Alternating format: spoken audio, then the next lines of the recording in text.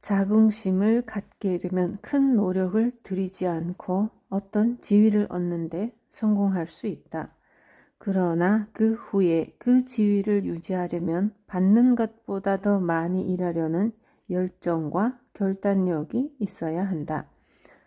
타인과의 협력이 주는 보상. 노르웨이의 해안가를 따라가 보면 세계에서 가장 큰 소용돌이가 있다. 이 소용돌이에 휘말리는 사람은 단 한 명도 생존한 기록이 없다.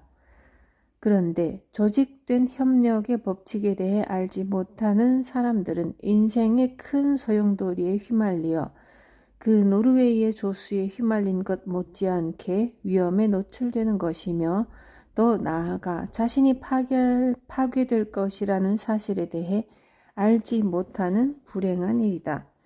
인정하겠지만 우리는 현재 적자 생존 시대에 살고 있다. 적자라 함은 힘이 있다는 것이고 이 힘은 조직된 노력으로부터 나온다.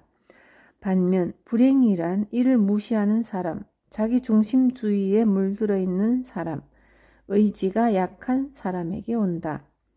이런 부류의 사람들은 조만간 바다의 소용돌이보다 더 무서운 인생의 소용돌이가 기다리고 있다는 것을 알게 될 것이다.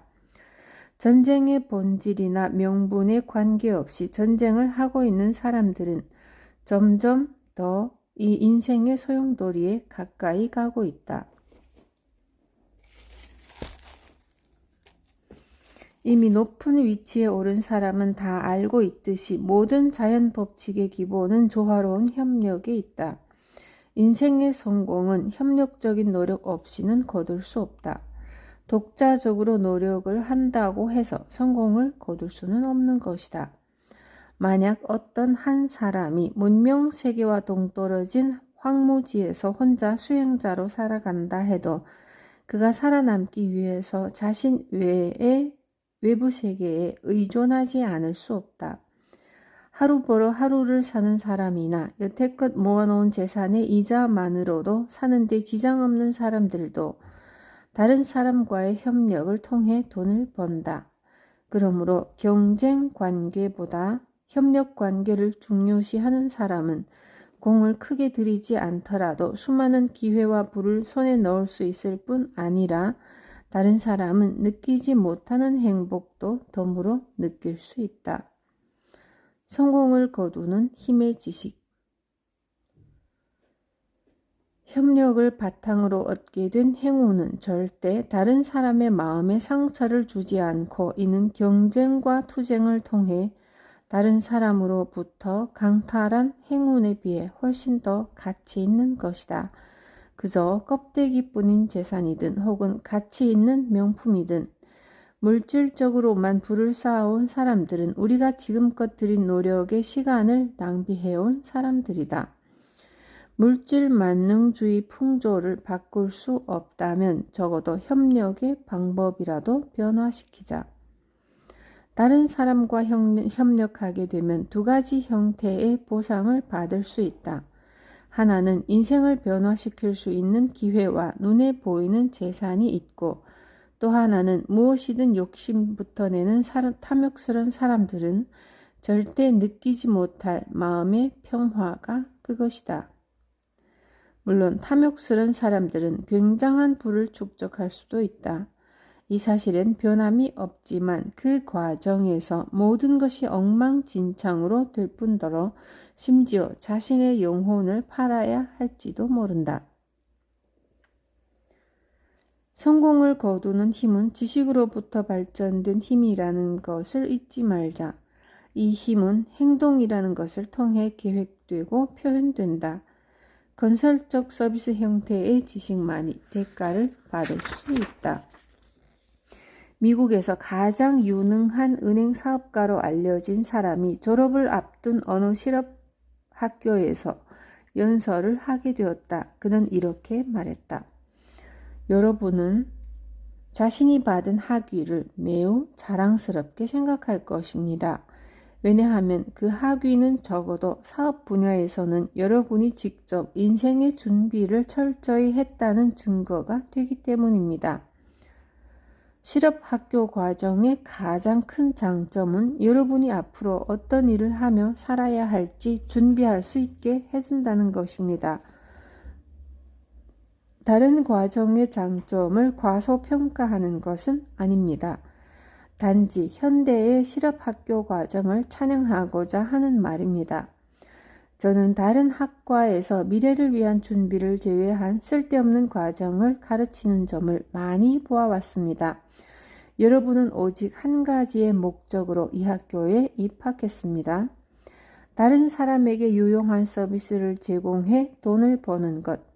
단순히 돈을 벌고자 옷을 만드는 사람이 있다고 칩시다. 당신은 이 직업에 전혀 흥미를 느끼지 못할 것입니다.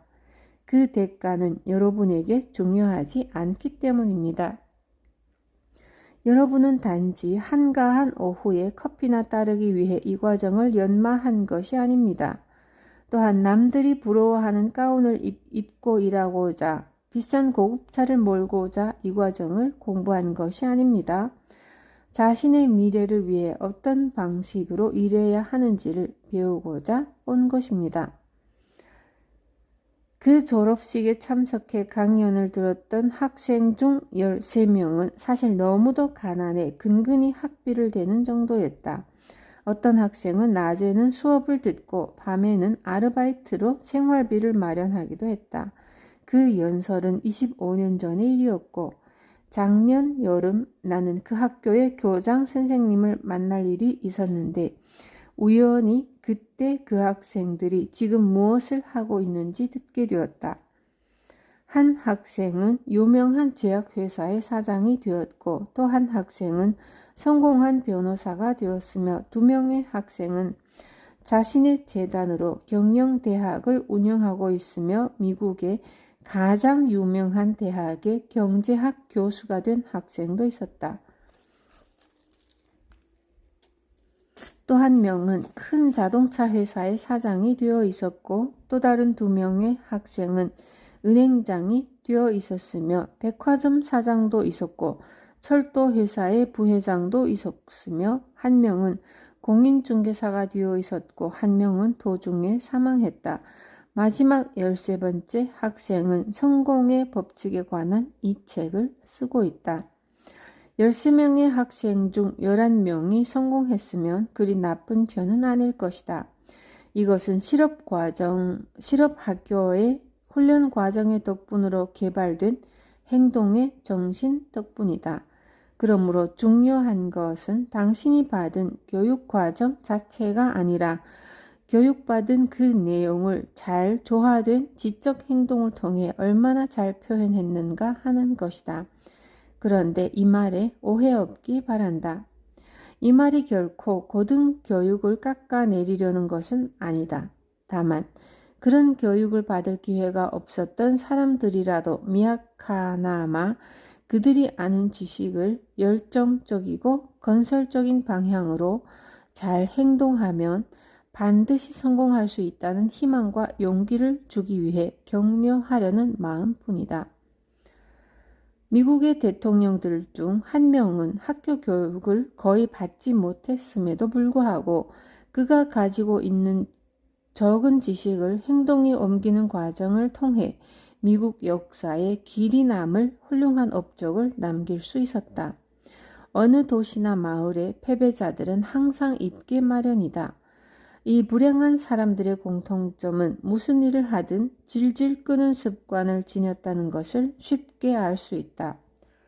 성취하려는 노력이 부족한 사람들은 무슨 일을 하든 뒷걸음치고 어떤 고난에 빠지면 그대로 주저앉고 만다. 그런 상황에서 벗어나는 길은 지금까지 해왔던 습관을 버리고 어떤 획기적인 행동을 하는 것인데도 말이다.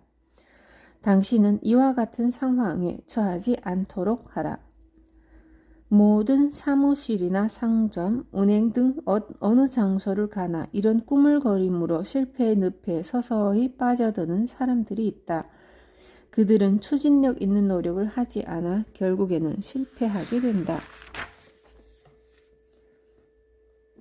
여러분이 매일매일 만나는 사람들을 잘 분석하면 반드시 그런 유행의 사람들을 지적할 수 있다. 그들에게 말을 걸어보면 그들은 틀림없이 다음과 같은 거짓된 철학을 지니고 있을 것이다. 저는 제가 받은 만큼만 일을 합니다. 덕분에 생활은 뭐 그럭저럭 합니다. 그렇다. 그들은 그저 그럭저럭 산다. 그러나 바로 지금 상황이 그들에겐 전부이다. 그것으로 그들은 끝인 것이다. 처음부터 많은 돈을 벌려고만 하는 사람들은 그들에게 주어진 큰 기회를 잃어버리곤 한다.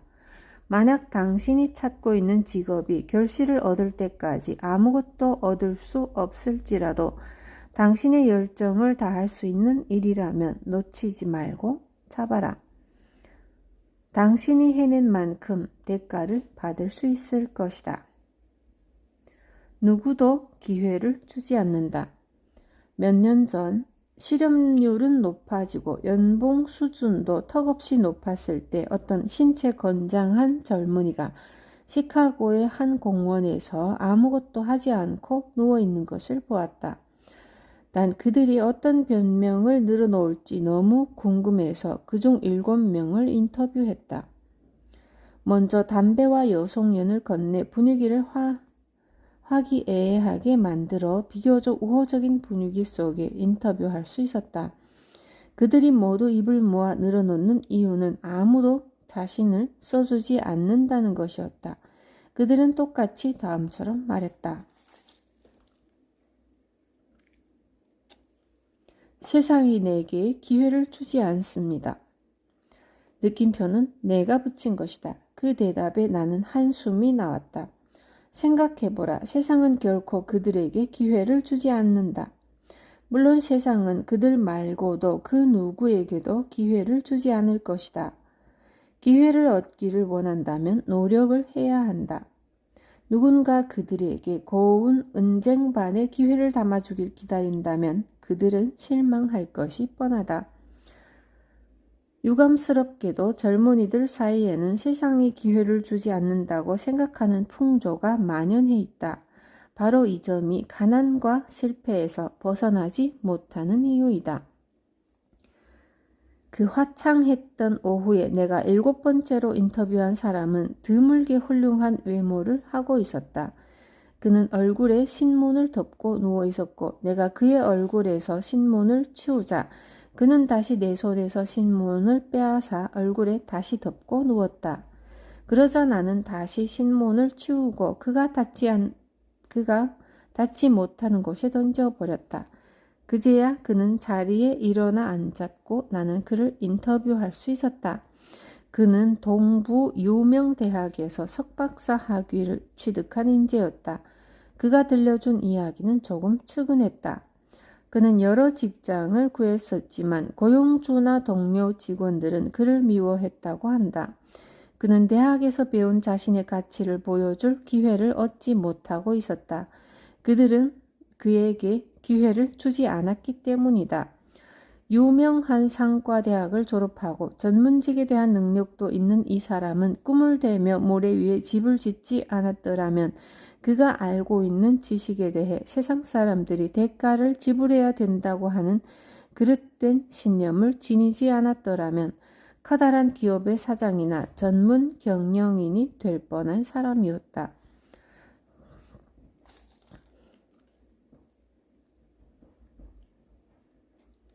다행스럽게도 대부분 대학 졸업자들의 의지가 이렇게 약하지만은 않다. 왜냐하면 이 세상의 그 어떤 대학도 자신이 아는 것을 가지고 무엇을 할 수 있는가는 생각하지 않고 자신이 아는 것을 통해 대가를 얻으려는 사람에게는 성공의 영예를 가져다 준다고 가르치지는 않기 때문이다. 내가 마지막으로 인터뷰한 사람은 버지니아에서도 가장 유명한 집안의 아들이다.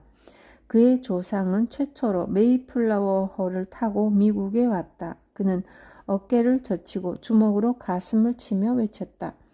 생각해 보십시오, 선생님. 저는 버지니아의 유구한 역사를 자랑하는 집안의 자손입니다.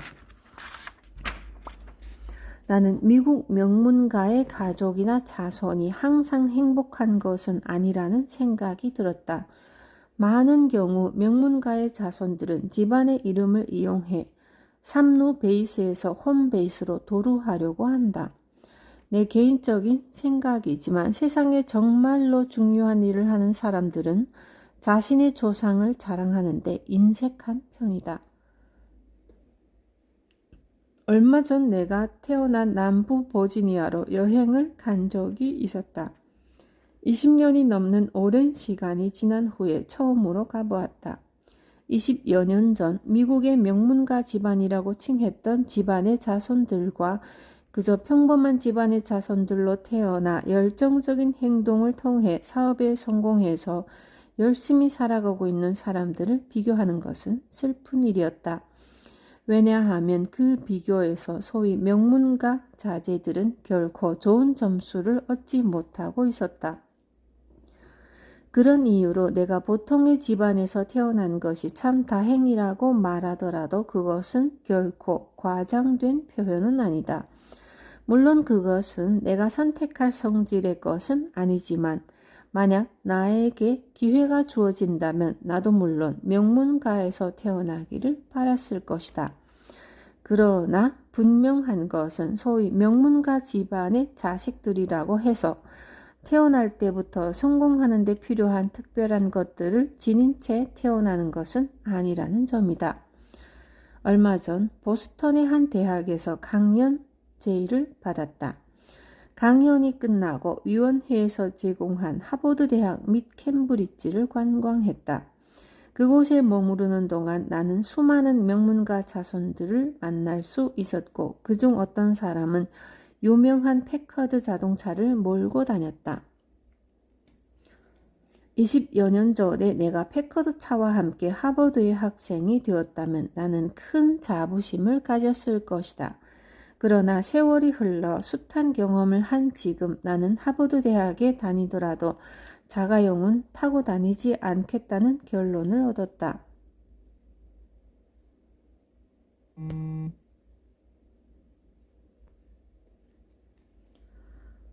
나는 자동차를 가지지 못한 몇몇 하버드 학생을 유심히 관찰했다. 그들은 식당 등지에서 아르바이트를 하며 열심히 생활하면서도 그 어떤 것도 부러워하지 않았다. 또한 명문가 부모들한테 물려받은 재산을 자랑하면서 뽐내는 학생들과 비교당하는 것으로부터 받는 스트레스에도 고통받지 않았다. 물론 내가 말하는 것이 하버드 대학에 대해 논하려는 것도 아니고 하버드 학생을 자식으로 둔 모든 명문가들의 이야기를 하고자 하는 것도 아니다. 다만 나와 같이 가진 것이 별로 없고 쌓아놓은 지식도 없지만 건설적이고 유용한 노력을 하는 사람들에게 용기를 북돋워 주고자 하는 바람에서 이 글을 쓰고 있는 것이다.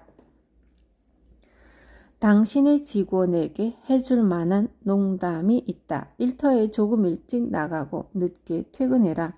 이 습관을 몸에 뵐 수 있도록 해라. 동료에게 상사의 칭찬을 해라. 만약 할 일이 더 남아있다면 자원해서 하고 와라. 만약 경영자가 당신에게 와서 과장 자리를 맡긴다거나 동업자가 되어달라고 해도 놀라는 기색을 보이지 마라. 바로 이 부분이 농담의 가장 재미있는 부분이다.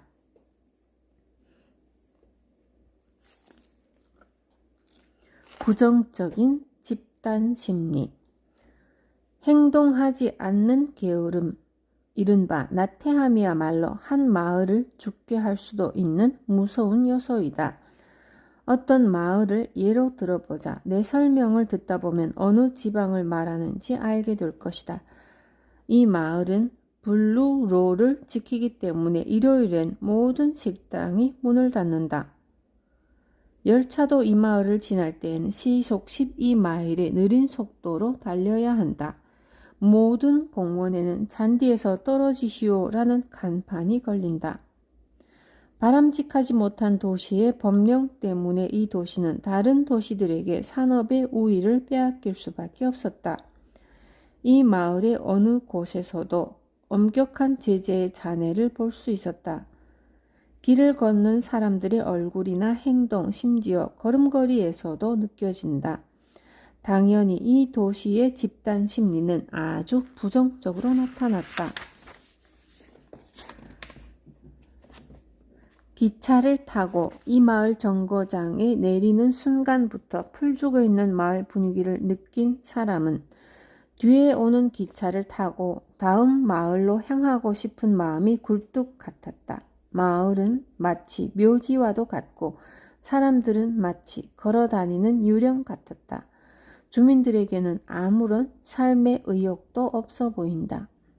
그들의 재정 상태만 봐도 이러한 부정적인 분위기를 느낄 수 있다. 상점의 쇼윈도에서는 점원들의 얼굴에서도 마찬가지였다. 어느 날 나는 긴 양말을 사기 위해 한 가게로 들어갔고 단발머리를 한 젊은 여성이 양말 박스를 카운터로 휙 던진다. 내가 박스를 들어 양말을 한 번 보고는 불만 가득한 얼굴을 하자 그녀는 나른하게 하품을 해대며 집으신 그 양말이 이 가게 물건 더미 중 가장 좋은 거예요. 물건 더미. 그녀가 내 마음을 읽은 것이 분명했다. 그녀가 말하기 전에 나도 이 단어를 생각했었다. 그 가게는 마치 쓰레기를 쌓아놓은 듯 했고 도시 전체의 분위기도 그러했다. 더욱더 이상한 것은 그 분위기가 마치 내 피 속에도 흐르는 것 같았다. 부정적인 사람들의 정서가 내 안으로 엄습하고 있었다. 오직 메인주만이 블루로 때문에 고통받는 것은 아니다. 다른 주의 이름도 말할 수 있으나 언젠가 내가 정치에 발을 들여놓을지도 모르므로 삼가겠다. 이제 이 이야기는 그만하고 나머지는 당신의 분석에 맡기겠다. 열의가 가득 찬 도시와 무기력함 때문에 타락해버린 도시를 비교해보라. 무기력 때문에 망해가는 기업들도 몇 군데 알고 있으나 그 이름을 거론하는 것은 그만두겠다. 아마 당신도 그들 중 몇 곳의 기업은 알고 있을 것이다.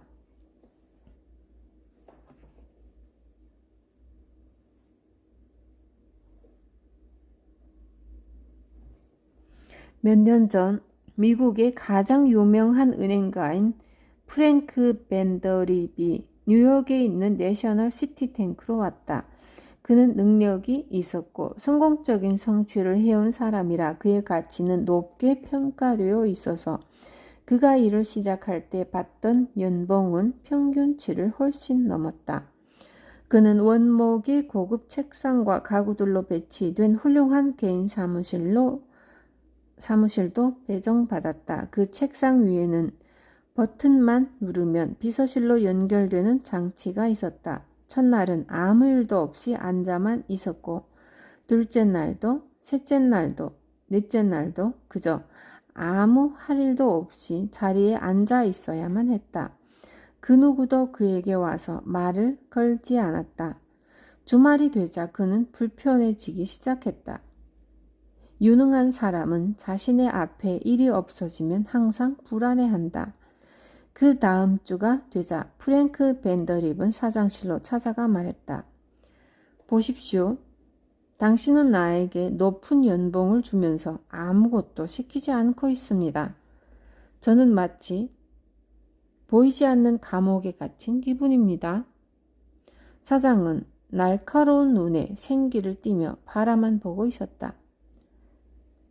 제가 할 일이 없어서 앉아있는 동안에 생각을 해봤습니다만 은행의 규모를 더 크게 할 수 있는 방안이 한 가지 떠올랐습니다. 그것을 제안하겠습니다.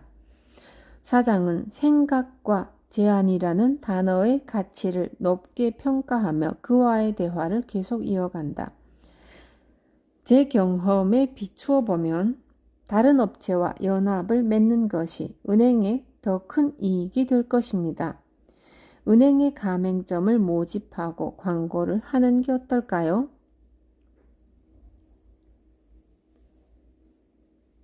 글쎄요. 지금부터가 광고를 해야 할 때인 것 같은데요. 그리고 가장 먼저 은행에 가맹점 모집 광고를 내야 합니다. 제가 계획했던 대로요. 벤더립이 승리였다. 행동으로 옮기는 사람은 승리한다. 내셔널 시티뱅크 또한 승리를 거두었다. 이 대화야말로 그 어떤 은행에서도 시도하지 않았던 진보적이고 실리적인 대화였던 것이다.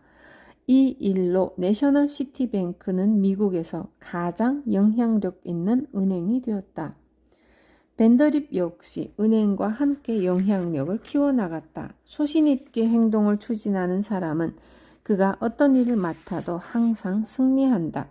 마침내 그는 미국 최고의 은행장이 되었다. 상상력에 대해 공부할 때 오래된 아이디어와 새로운 계획을 어떻게 결합해야 하는지 이미 배웠다. 하지만 실리적인 계획도 추진력 있는 행동이 뒷받침되지 못하면 아무 쓸모없는 것이 되고 만다. 자신이 되고자 하는 사람에 대한 혹은 자신이 얻고자 하는 신분에 대한 꿈과 비전을 갖는 것은 존경할 만한 일이다. 그러나 이 꿈과 비전이 열정적인 행동을 통해 현실화되지 못한다면 아무런 의미가 없다. 세상에 꿈꾸는 사람은 많으나 그들은 아무것도 하지 않는다. 반면 어떤 사람들은 이런 몽상가들의 꿈을 현실로 만들어 대리석, 음악, 좋은 책, 철도 증기선 등을 만들어냈다. 한편 꿈꾸는 것과 현실화, 이 두 가지를 모두 하는 사람들도 있다. 이런 사람들은 굳이 구분하자면 이상과 현실을 겸비한 타입이라고 할 수 있겠다. 어째서 집중적으로 노력하는 습관을 길러야 하는지에 대해서는 경제적인 이유와 심리적인 이유가 있다.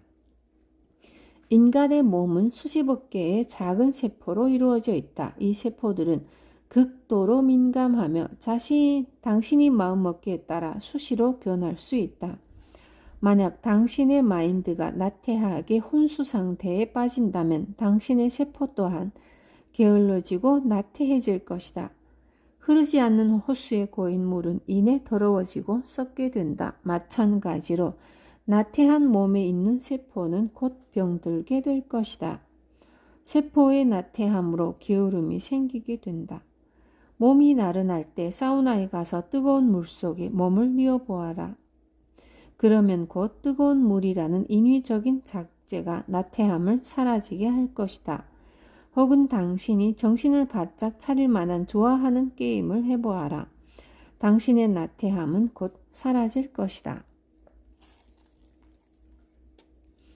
무엇이든 배우려는 자세로 눈과 귀와 마음을 열면 실패 뒤에 감춰진 교훈을 얻을 수 있다. 모든 역경은 축복이 잠시 변장을 하고 우리 곁으로 온 것이다. 반대와 일시적 실패를 겪은 사람만이 자신이 얼마나 강한지 알 수 있게 된다. 활동적이고 다이나믹한 정신력. 육체의 세포는 정신 상태에 반응을 보인다. 도시를 감싸고 있는 전체적인 분위기가 개개인의 몸속의 세포에도 영향을 미친다.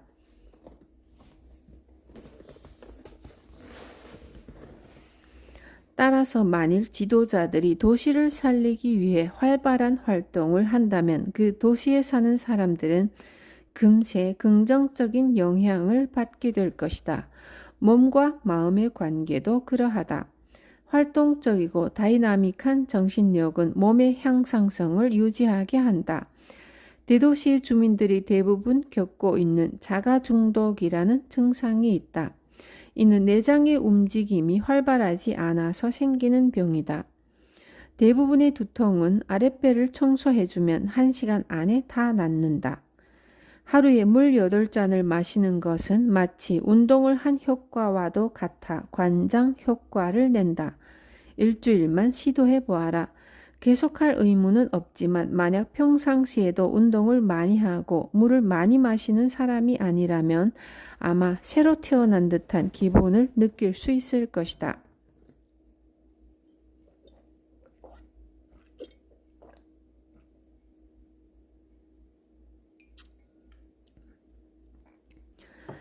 하루 24시간 중 16시간 동안을 건강하고 활동성 있게 살고 싶은 보통의 사람이라면 이 책의 2페이지 정도에 실려있는 충고를 따르게 되지만 이 충고들은 너무도 간단해서 사람들이 오히려 잘 따르려 하지 않는다. 내가 매일매일 해내는 엄청난 업무량에도 불구하고 지금까지도 건강을 유지하고 있는 것은 나를 잘 알고 있는 사람에겐 놀라움이며 미스터리한 일일 것이다. 하지만 결코 미스터리가 아니다. 내가 따르고 있는 방법에는 돈 따위는 전혀 들지 않는다. 여기에 그 방법을 소개하니 원한다면 이 방법을 따라해 보아라. 첫째, 아침에 일어나 식사하기 전에 한 잔의 따뜻한 물을 마신다. 둘째, 아침 식사로 밀빵, 시리얼, 과일, 가끔 가다 삶은 계란, 그리고 커피를 마신다. 점심으로 모든 종류의 야채를 먹고 밀빵과 우유를 한 잔 마신다. 저녁으로는 일주일에 한두 번씩 스테이크를 먹고 양상추를 위주로 한 야채와 커피를 마신다. 하루에 10마일, 약 16km 정도를 걷는다. 교회 쪽으로 5마일 걸어갔다가 되돌아온다. 이 시간이 나에게는 명상과 상념에 잠기게 하는 시간이다. 이 시간이 나에게는 무척 가치 있는 시간이며 더불어 걷는 운동도 할 수 있는 일석이조의 시간이다. 넷째, 의자에 앉는 부분에 등을 똑바로 들어눕는다. 머리와 팔은 거의 바닥에 닿을 정도로 긴장을 풀고 눕는다. 이 자세는 신체 각 신경의 균형을 맞춰준다. 아무리 피곤해도 10분 정도 이 자세를 유지하면 피로에서 완전히 회복할 수 있다. 다섯째, 열흘에 한 번씩 관장을 한다. 필요하면 더 자주 해도 된다. 체온보다 조금 낮은 온도의 물에 소금 한 숟가락을 타서 마신다. 여섯째, 아침에 일어나 뜨거운 물로 샤워를 한 뒤 찬물로 마무리한다. 나는 나 자신을 위해 이 간단한 일들을 실행으로 옮겼다. 나의 건강에 필요한 그 외 부분은 자연의 어머니가 돌봐줄 것이다. 장을 깨끗이 하는 것이 얼마나 중요한지 알기 때문에 되도록 스트레스를 안 받으려고 노력한다. 현재 대부분의 많은 대도시 주민들이 자가중독 증상을 보이고 있다. 하지만 물 한 잔으로도 간단히 장을 깨끗이 청소할 수 있다. 장이 안 좋아져 변비 증상이 나타날 때까지 기다리기만 해서는 안 된다. 물론 변비에 걸렸을 때 약을 복용하면 잠시 나아질 수도 있겠지만 평상시에 장을 깨끗이만 한다면 변비 때문에 겪는 고통에서 평생 해방될 수 있다. 지난 15년 동안 나는 두통 없는 주말을 보낸 적이 없었다. 그때마다 아스피린을 복용했고 잠깐이나마 고통에서 해방되기도 했다. 그때는 나도 몰랐던 자가중독 증상에 고통받고 있었다. 내 문제점이 무엇인지 알았을 때 여러분께 추천한 것과 마찬가지로 2가지 일을 했다. 아스피린의 복용을 중지했고 내가 먹던 음식의 양을 절반으로 줄였다. 아스피린이란 그것을 파는 사람조차도 좋아하지 않을 두통의 영원한 치료제가 될 수 없다. 이것은 마치 화재 신고를 하고 있는 사람의 전화선을 끊어놓는 전기 배설공과도 같다. 아스피린은 위나 장기에서 오는 신경의 흐름을 무감각하게 차단시켜 버린다. 자가중독은 혈액 혹은 뇌로 독소를 쏟아부어 심각한 통증을 수반하기도 한다. 화재 신고를 하는 전화선을 끊는다고 해서 불이 꺼지는 것은 아니다. 마찬가지로 아스피린을 먹는다고 해서 두통이 해결될 수 있는 것도 아니다. 당신의 뇌에 자가중독 증상이 판을 치는 한 당신은 활동성 있는 사람이 될 수 없다. 거기에 걸맞은 대비를 해야 한다. 또 보기 좋은 하얀 빵을 고집하는 사람, 자신이 소화시킬 수 있는 양보다 훨씬 많은 음식을 먹는 사람, 역시 활동적인 사람이 될 수 없다. 매번 약병을 들고 다니는 사람이나 약에만 의존하는 사람 혹은 한 잔의 소금물로도 충분히 처방할 수 있는데도 아스피린을 꿀꺽 삼키는 사람 역시 추진력이 있는 사람이 될 수 없다. 음식을 많이 먹고 운동은 하지 않는 사람은 활발한 활동을 할 수 없다. 항상 약품 광고지만을 들고 다니며 암세의 법칙을 교묘하게 이용한 광고 문구를 보고 자신이 그 병과 같은 증상이라 믿으며 상상으로 병을 키우는 사람 역시 활동가가 될 수 없다. 나는 지난 5년간 남들보다 훨씬 많은 일을 했음에도 불구하고 단 한 번도 약봉지에 도 손을 댄 적이 없었으며 아프거나 병석에 들어놓은 적도 없었다. 그 이유는 건강한 육체를 만드는 데 아주 기본적인 영양소가 있는 음식을 먹었기 때문이며 모든 일에 열정과 인내의 추진력을 가지고 일했기 때문이다. 그리고 샤워를 함으로써 내 몸에 있는 잔여물을 모두 제거했기 때문이다. 이렇듯 간단하고 기본적인 방법들을 당신도 한번 이용해 보아라. 내가 효과를 본 것처럼 당신도 분명 효과를 볼 수 있다면 독자와 나 모두가 이 책에 소개된 내용을 통해 도움을 받을 것이다. 이 논의를 끝내기 전에 미지근한 물의 위대함에 대해 설명을 하겠다. 이 물은 대장을 청소하는 데 도움을 준다. 내장 근육에 직접 닿기 때문에 내장기관의 구멍으로부터 독소를 뽑아낸다. 다른 방법으로 관장을 하지 않아도 자연적인 방법으로 내장 근육을 활발히 움직이게 해주므로 장을 청소하는 데 도움이 된다.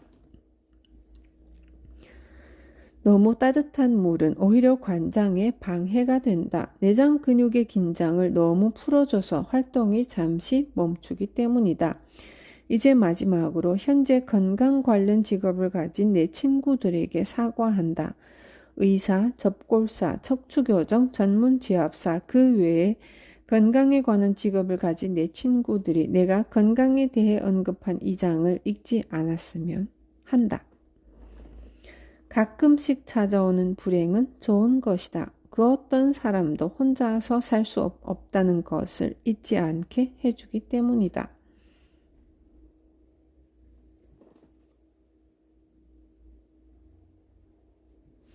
자신은 스스로 생각하는 모습. 당신이 추진력 있는 사람이 되기 전에 물리쳐야 할 또 하나의 적이 있다. 걱정하는 습관이다. 걱정, 질투, 시기, 증오, 의심, 두려움 따위의 감정들은 당신의 행동을 파멸로 몰고 갈 것이다. 이와 같은 감정들은 몸과 마음을 모두 파괴시켜 소화된 음식물이 몸의 곳곳으로 흘러가는 기능을 방해할 것이다. 이 방해 공작들은 신체적인 것에서 끝나는 것으로 보이나 사실은 정신적으로도 영향을 미치기 때문에 성공에 대한 욕구들을 모두 없애버리고 만다. 이 장에서 인생의 명확한 중점 목표는 불타는 욕망이 뒷받침되어야 한다고 배웠다. 당신이 부정적인 마음을 가지고 있다면 절대 욕망을 불태우는 일은 일어나지 않을 것이다. 긍정적인 마음을 유지하고 있으려면 아주 효과적인 분위기 전환제를 마련해야 한다. 어려운 방법으로 분위기를 바꾸라는 말은 아니다. 분위기 전환이란 그저 건강한 웃음 한 번이면 족하다.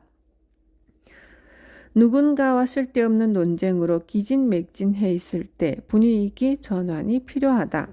그럴 때마다 나는 아무도 나를 방해하지 못하는 곳으로 가서 한바탕 크게 웃고 온다. 만약 주위에 웃을 일이 없다면 그냥 인위적으로라도 한번 크게 웃고 온다. 결과는 둘 다 같다. 그저 5분 정도의 웃음으로 나의 정신적이고 육체적인 부정적인 생각은 크게 달라진다. 내 말을 그냥 흘려듣지 말고 꼭 시도해 보아라. 사람의 두 가지 유형. 얼마 전 축음기에서 흘러나오는 바보의 웃음이라는 꽁트를 들은 적이 있다. 5분간의 웃음을 찾는 사람에게 추천할 만한 꽁트인 것 같다. 어떤 여자와 남자가 녹음하였는데 남자는 코넷이라는 악기를 연주하고 여자는 그 남자를 비웃는다. 그녀의 웃음소리는 너무도 우스꽝스러워서 마침내 남자도 웃게 만든다.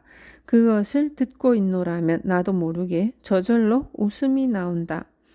마음으로 생각하는 그대로의 모습이 바로 자신인 것이다. 마음속에 두려움을 갖고서는 용감하게 행동할 수 없다. 마음속에 증오를 가득 담고는 남에게 친절하게 대할 수 없다. 마음속에 있는 생각이 강하게 깊게 뿌리 박힌 생각은 분명히 행동에 영향을 준다. 당신 머릿속의 생각은 몸속 세포 하나하나에 영향을 준다. 머릿속에 두려움을 갖고 있으면 이 전파를 다리 근육에 전달하고 이 근육은 재빨리 당신을 이 상황으로부터 도망가게 한다. 겁에 질려 도망가는 사람은 그의 다리가 뇌로부터 두려움의 전파를 받아 움직이는 것이며 이러한 지시는 무의식적으로 내려진다. 이 책 1장에서 텔레파시를 통해 다른 사람에게도 생각이 전파된다는 것을 배웠다. 이번 장에서는 한 걸음 더 나아가 당신의 생각이 사람들의 마음뿐 아니라 당신 몸의 세포 하나하나, 그들 몸속의 세포 하나하나에도 영향을 미친다는 중요한 사실을 배워야 한다. 이 요지를 이해하기 위해 다음 문장을 다시 한번 읽어보자. 마음으로 생각하는 그대로의 모습이 바로 자신인 것이다. 행동이라는 단어는 정신적, 육체적 두 가지 의미로 쓰인다. 불수의 신경을 제외하고 몸이 활동하지 않는 시간에도 당신의 마음은 활발하게 움직이고 있다. 혹은 몸과 마음이 모두 활동할 수도 있다. 이 두 가지 타입을 이렇게 정의할 수 있다. 전자는 관리인 타입으로 안정적인 자세로 남을 격려하는 사람이며 후자는 어떤 행동을 개시하는 사람 혹은 세일즈맨 타입이다. 이 두 가지 유형의 사람은 사업이나 경제 분야에 모두 필요하다. 한 타입은 발전기에 비유될 수 있고 다른 한 타입은 평형바퀴라고 불릴 수 있다. 물론 이 두 가지 성향이 모두 있는 사람을 종종 발견할 수는 있으나 매우 드문 일이다. 대부분의 성공적인 기업은 이 두 가지 유형의 사람들을 적절히 고용하고 있다. 평형바퀴형 사람들은 아무것도 하는 일이 없어 보일지도 모르나 능동적인 성격으로 사람들에게 아이디어를 파는 적극적인 사람만큼이나 중요한 역할을 한다. 어떤 사람이 능동적인 성격을 가진 사람인지 아닌지를 알아보기 위해서는 그의 정신적, 육체적 습관 모두에 대해 분석해 보아야 한다. 이 책 첫머리에 이런 말을 한 적이 있다. 세상은 당신이 하는 일에 대가를 주지 당신이 알고 있는 일에 대해서는 대가를 주지 않는다. 이 문장은 자칫하면 오해가 될 수도 있다. 세상 사람들이 정말로 지불하는 것은 행동하는 것 혹은 행동하도록 만드는 것에 대가를 지급하는 것이다. 다른 사람을 설득해 동업을 꾀하는 사람이나 서로 힘을 합쳐 좀 더 노력하자고 권유하는 사람보다는 실제로 세상에 유용한 서비스를 하는 사람이 더 활동적인 사람이다. 산업이나 경제 분야에서는 다른 사람을 설득해 자신의 협력자로 만들면서 더 큰 힘을 키워가는 사람이 있다. 가장 대표적인 예로 카네기를 들 수 있다. 그는 주위 사람들을 진두지휘하는 능력이 있어 자신이 필요로 하는 능력을 가진 사람을 항상 주위에 두었다. 그 결과로 큰 재산을 모을 수 있었고 어떤 분야에서든 위대한 지도자들은 아마도 같은 능력을 가졌을 것이다. 재산을 모으는 것만이 지도자들이 가진 능력의 전부가 아니다. 그들의 리더십을 통해 많은 사람들이 이득을 얻고 있다. 그래서 경제 분야에 뛰어난 감각을 가진 사람이 반대 성향을 가진 직원들을 호되게 꾸짖는 경우를 종종 볼 수 있다. 그러나 만약 같은 성향을 가진 사람끼리 모여 사업을 한다면 불황의 구렁텅이로 빠질 것이다. 수천 명의 사람들이 칼루멧 광산으로 달려간다. 그러나 오직 묵묵히 일하는 한 사람만이 주석을 발견한다.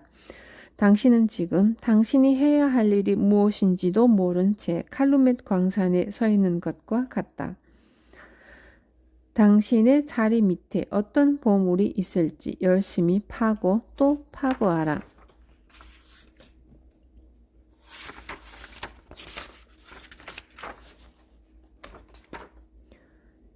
계획을 실행에 옮기는 능력. 이 책의 첫머리에서 이미 협력의 중요성은 수차 강조한 바 있다. 어떤 사람은 미래의 가능성을 점치고 계획을 세우는데 능하고 또 다른 사람은 계획을 세우기보다는 이미 세워진 계획을 실행에 옮기는 능력이 더 뛰어나다. 앤드류 카네기가 큰 성공을 거둔 이유는 계획을 세우고 실행하는 사람을 두루 곁에 두었기 때문이다. 카네기의 곁에는 세계에서 가장 유능한 세일즈맨이 포진해 있었지만 모든 팀원을 유능한 세일즈맨으로만 구성했다면 그는 큰 부자가 될 수 없을 것이다. 추진력 있는 행동이 물론 중요하지만 훌륭한 지도자의 지휘 아래 추진되는 것이 더 현명하다. 미국에서 가장 유명한 로펌은 2명의 변호사로 구성이 되었는데 한 명은 법정에는 전혀 출두하지 않는다. 그는 단지 사건의 정황이나 자료들을 수집하고 분석할 뿐 또 다른 변호사가 법정에서 진술한다. 만약 이 2명의 변호사가 모두 법정에서 진술하는 능력만 갖췄다면 그들은 미국 인류의 로펌을 운영하지 못했을 것이다. 대부분의 경우 어떤 일을 수행할 때 행동이 필요한 만큼 준비 과정에서 그에 못지않은 행동이 필요하다. 이 세상에서 당신이 어디에 서 있는가를 알고자 한다면 자기 자신을 분석해 보아라. 당신이 남들보다 앞장서는 활동가 타입인가? 평형바퀴 타입인가? 당신이 타고난 능력을 잘 조합시켜서 거기에다 명확한 중점 목표를 설정해야 한다. 당신이 만약 남들과 동업을 한다면 당신만큼이나 동업자의 능력도 잘 파악해야 한다. 그들의 직성에 어떤 일이 가장 잘 어울릴지 파악을 해야 한다. 다시 말해 사람들은 추진형과 관리자형으로 나뉜다. 추진형의 예로는 진취적인 세일즈맨이나 사업을 계획하고 추진하는 주최자 등이 있고 관리자형의 예로는 일단 모아진 자산을 잘 보존하고 관리하는 사람이 있다. 관리자형 타입의 사람에게 책을 관리하는 책임을 맡기면 그는 행복해 할 것이지만 그 책을 팔아오라고 하면 그는 불행해 할 것이고 이내 그 직업에 실패할 것이다. 추진형 타입의 사람에게 책을 맡겨놓고 관리하라고 한다면 그는 불행해 할 것이다. 그의 전성은 행동하는 것이다. 그는 수동적인 행동에 만족스러워하지 못한다. 심지어 실패의 두려움까지 느끼게 될 것이다. 종종 목격할 수 있는 공금 횡령 사건들은 추진형 타입의 사람에게 돈을 맡겨 놓았기 때문이며 이 종류의 사람들은 제한된 일에 갇혀 있으므로 유혹을 떨치지 못하게 된다. 사람들에게는 자신이 타고난 능력에 걸맞은 직업을 주어야 한다. 그러나 무엇보다 비극적인 일은 대부분의 사람들이 자신의 적성에 맞는 일을 찾지 못한다는 점이다. 그저 돈을 모으려는 목적으로 직업을 찾기 때문에 자신의 적성과는 상관없는 직업을 평생의 업으로 삼기도 한다. 만일 돈만이 성공을 구성하는 전부라면 그 방법도 괜찮을 것이다. 그러나 진정한 성공이란 자신에게 꼭 맞는 일을 하는 사람들만이 얻을 수 있는 즐거움과 안정된 마음이 있어야만 얻을 수 있는 것이다. 이번 장의 목표는 당신이 타고난 적성이 무엇인지 분석하고 가장 어울리는 일이 무엇인지 아는 데 있다. 그러므로 명확한 중점 목표를 설정하기 전에 이 책의 개론 부분에 있는 차트를 참고로 당신을 신중하게 분석하라. 이제 당신의 추진력 있는 행동이 좀 더 발전되어야 할 시기에 왔다. 어떻게 하면 꾸물거리지 않고 추진력 있는 행동을 할 수 있을까? 여기에는 다음의 제안들이 있다. 첫째, 가장 하기 싫은 일을 가장 먼저 한다.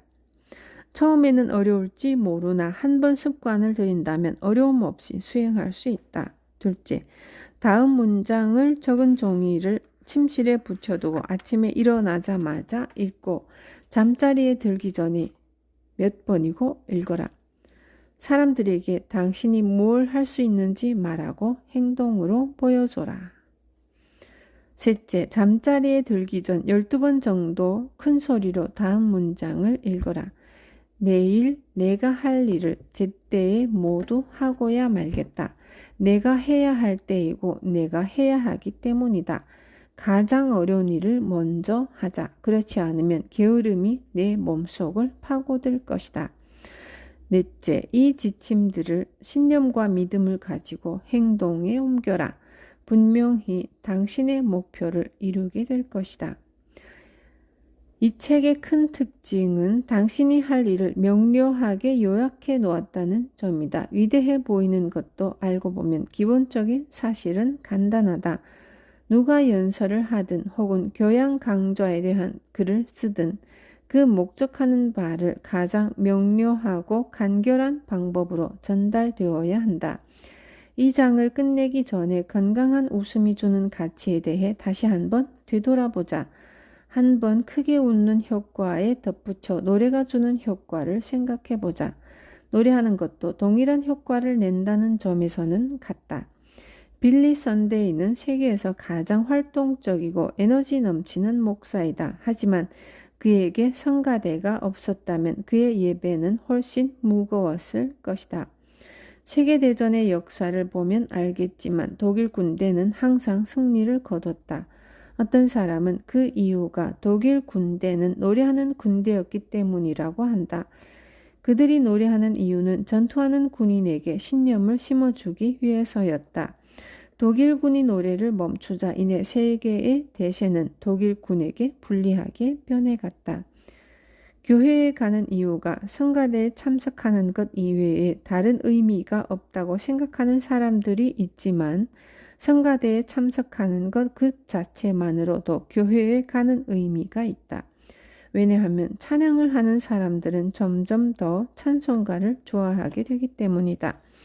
오랜 세월 동안 나는 성가대의 노래를 듣고 난 후 더 좋은 글을 썼다. 내 말을 증명하고 싶다면 다음 일요일 아침 교회에 가서 찬송가를 부르고 와보면 알 것이다. 전쟁 기간 동안 나는 전쟁 용품의 생산을 가속화할 방법을 궁리했다. 공장에는 3,000여 명의 근로자가 일을 하고 있었고 나는 밴드를 조직해 10분 간격으로 그곳에 딕시, 그 마을엔 좋은 일이 등의 쾌활한 노래를 부르게 했고 노래를 시작한 지 30일도 안 되어 생산율이 45%나 성장했다. 근로자들은 노래의 리듬을 타고 생산에 더욱 열을 올렸다. 이 음악을 들은 근로자들은 상상도 못할 추진력을 냈다. 그런데 수많은 근로자를 감독하는 사람들은 이런 효과를 이해하고 있는 것 같지는 않다. 여행 중에 있었던 일이었다. 보스턴에 있는 필렌 백화점은 음악으로 직원들의 사기를 올려주었고 나는 그 백화점의 사장을 만날 수 있었다. 여름 동안 이 백화점은 개장 전 30분간 오케스트라가 최신 댄스 음악을 연주한다. 백화점 문을 활짝 열어놓고 직원들은 복도로 나와 춤을 춘다. 그 활기찬 기운은 하루 종일 지속된다. 우연일진 모르겠지만 필렌 백화점의 직원들은 예의 바르고 일 잘하는 필렌 백화점의 직원들처럼 예의 바르고 일 잘하는 직원들을 본 적이 없다. 백화점의 한 관계자가 말하기를 아침 음악 프로그램 덕분에 직원들은 더 큰 노력을 들이지 않고도 고객들에게 최상의 서비스를 하는 것 같다고 말했다. 전쟁터에서든 백화점 카운터에서든 노래하는 사람에겐 승리만 있을 뿐이다. 조지 와튼 제임스가 지은 신과 함께 노래를 이란 책이 있다. 노래가 주는 영향에 대해 궁금한 독자에게 권한다. 조금은 단조롭고 무거운 분위기의 공장이라면 음악 프로그램을 신설해 보라고 권하고 싶다. 뉴욕 브로드웨이의 사업체를 가지고 있는 한 그리스 사람은 독창적인 아이디어를 냈는데 축음기로 음악을 틀어 고객과 직원들을 즐겁게 해주는 방법이 그것이었다. 그곳에 오는 모든 사람들은 음악에 맞춰 즐거운 기분으로 옷을 골랐다. 만약 이 그리스 주인이 직원들의 근무 속도를 빠르게 하고 싶을 때는 단지 음악을 좀 빨리 돌리면 그만이었다. 자신이 받을 대가보다 더 열심히 일하는 사람은 예상하지 못한 부분에서 분명히 보상을 받게 된다.